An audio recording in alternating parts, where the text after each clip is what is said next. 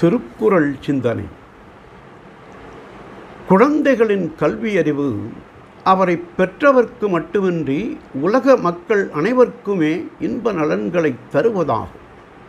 மதி நலம் உடையவரே மக்கள் என அறிய நின்றனர். ஒரு நிலத்தில் ஊன்றிய வித்து நன்கு முளைத்து பெரிய மரமாகி எல்லாருக்கும் இனிய பழங்களையும் ஏற்ற நிழலையும் தருகின்றார்.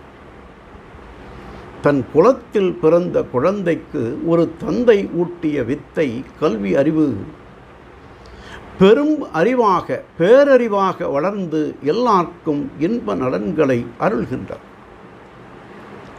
தன்னுடைய மக்களுக்கு நல்ல அறிவு நலன்களை ஊட்டி வளர்ப்பவர்கள் பெரும் புண்ணியம் ஈட்டிய புனிதர் ஆகின்றார்கள். ஆகவே தம்மினும் தம் மக்கள் அறிவுடைமை பெற்றோர்க்கு மிக்க இன்பத்தை விளைக்கின்றது. தம்முடைய மகன் பெரிய அறிவாளி என்று பேரறிவாளன் என்று பிறர் புகழக் கேட்கின்ற பொழுது எல்லா பெற்றோரும் இன்பமும் மகிழ்ச்சியும் அடைகின்றார்கள்.